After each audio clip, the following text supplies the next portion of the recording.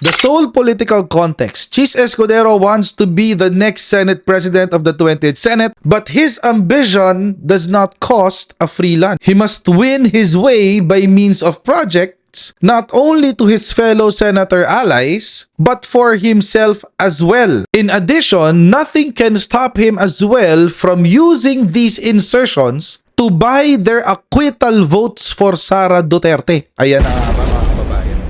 Si Chis Escudero may ambisyon maging Senate President hanggang matapos ang kanyang termino sa 2028. Kaso hindi mangyayari ang pagiging Senate President niya kung ganun ang magiging strategy niya. Di ba maglalagay siya ng budget insertions. Tapos ang iuutos niya, o sige, i-ano nyo si Sara Duterte. Ilaglag nyo si Sara Duterte. Sure ba siya na makukuha niya ang boto ng buong Duterte block? 7 boto yun. Siyempre malabo, hindi pa sure. Kahit bigyan mo sila ng bilyon-bilyong piso, oo. Siyempre takot sila sa mga buhay nila. Patayin sila ni Sara eh. Mukhang nakahanap ng diversionary topic or tactic itong Senado eh. Dahil yung 1% na yung 1% na bawas doon sa taripa ng Amerika sa Pilipinas. Kung naalala nyo nitong nakaraan, nahuli ho kasi si Chis Escudero. Nabisto siya. Na siya ay naglagak. Siya mismo naglagak Kasi insertions to eh. Ibig sabihin mga kababayan, hindi ho ito kabilang sa budget na kailangan ng Marcos administration. Imagine mga kababayan, sa sobrang tigas na mukha ni Chis Escudero. Ang dinagdag niya ay 142 billions. Actually, mga kababayan, itong mga nagre-react na to ng mga senador, alam naman nila yan. But na hindi pa final yan. At hindi pa na nakikita yung buong deal. Hindi natin alam kung ano yung kapalit. Ginagamit lang yan ng mga kaalyado ng mga liberal tsaka kaalyado ng mga Duterte to create a sense of controversy. Pero hindi ho tayo masyado maapektuhan dyan. Dahil nga sa trade imbalance natin with the US. Diversionary tactic lang yan, yung ginagawa ng mga senador na yan. Alam nyo kung bakit? Kasi may nabasa ho akong article. Sa Vera Files nga lang, pasensya na. Pero ang topic niya si Chis Escudero. Ito yung sinabi ng article tungkol kay Chis Escudero. Secret in the Senate, the ghastly budget insertions of Chis Escudero. Yeah. The sole political context. Chis Escudero wants to be the next Senate President of the 20th Senate, but his ambition does not cost a free lunch. Totoo naman yun. There's no free lunch, mga kababayan. Someone always has to pay. He must win his way by means of projects, not only to his fellow senator allies, but for himself as well. Uy. So dahil nga gusto niyang magpatuloy ang kanyang pagiging Senate President, bumibili siya ng loyalty ng mga senador. Ayan. In addition, nothing can stop him as well from using these insertions to buy their acquittal votes for Sara Duterte. Ayan na mga kababayan.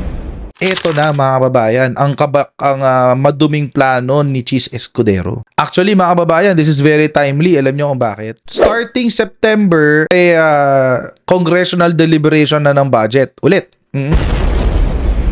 At dito pag-uusapan na naman, kakalkalin na naman yung budget, etc. etc. At makikita na naman natin yung kawalangyaan na gagawin ng mga taga-Senado. Baka dito na pumasok yung sinasabi sa article na to ni sino mo sumulat to? Si Antonio Montalban na buy acquittal votes for Sara Duterte. Tay tayo dyan. Our money will be used to fund Escudero's grand ambition and then to possibly buy the verdict of the impeachment court. It is an evil operation by hook or by crook that only a scoundrel can plan. Grabe, no? Scoundrel talaga. Kasi alam nyo, mga kababayan, eto kasi yan. Si Chis Escudero may ambisyon maging Senate President hanggang matapos ang kanyang termino sa 2028. And possibly, para sa kanyang senatorial run ulit, senatorial re-election sa 2028. Paano niya makukuha yung re-election sa Senado? Or, let's say, hindi natin alam, baka tatakbo na siyang vice-presidente. Parang merong anggulo na tatakbo siya for a higher position with a fellow senator. Actually, this can also work both ways, no? Pwedeng gamitin rin niya to para i-convict din si Sara Duterte. Kaso, hindi mangyayari yung pagiging Senate President niya kung ganun ang magiging strategy niya. Di ba? Maglalagay siya ng budget insertions. Tapos, ang utos niya, o sige, i-ano nyo si Sara Duterte. Ilaglag nyo si Sara Duterte. Sure ba siya na makukuha niya ang boto ng buong Duterte block? 7 boto yun. Siyempre, malabo. Hindi pa sure. Kahit bigyan mo sila ng bilyon-bilyon piso, oo. Siyempre, takot sila sa mga buhay nila. Patayin sila ni Sara eh. Kasi ba sinabi ko sa inyo, may nag-send na sa akin itong dokumento na to. Matagal na. 2 weeks ago pa. Pero naghihintay lang ako ng tamang moment. Kasama ko sa sinend sa akin, mga kababayan, itong dokumento na to. SP Cheese Escuderos Bycam Insertions for GAA 2025. Talagang tinitle niya eh, SP Cheese Escudero. Okay, ngayon, eto mga kababayan. Nagulat ako dito. Bakit may ganito? SP Cheese Escuderos Bycam Insertions on behalf of Senator Bongo. Bakit may insertion siya para kay Bongo specifically? I mean, assuming this is true tapos mga kababayan, tingnan nyo. Lahat yan, DOH. Lahat yan, mga kababayan, barangay health centers or barangay health stations. Anong ibig sabihin yan? Mga kababayan, ginagamit ni Senator Bongo ang Senado para sa kanyang anong proyekto? Ayan, oo, yung malas sakit. Basta pag galing kay Bongo, malas yan at sakit yan, no? Malas sakit. Mga kababayan, proyekto to ng DOH eh. Bakit binajitan si Bongo?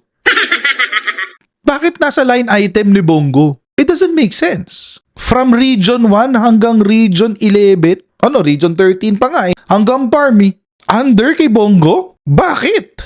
Buong Pilipinas? Grand total of 3,020,500,000.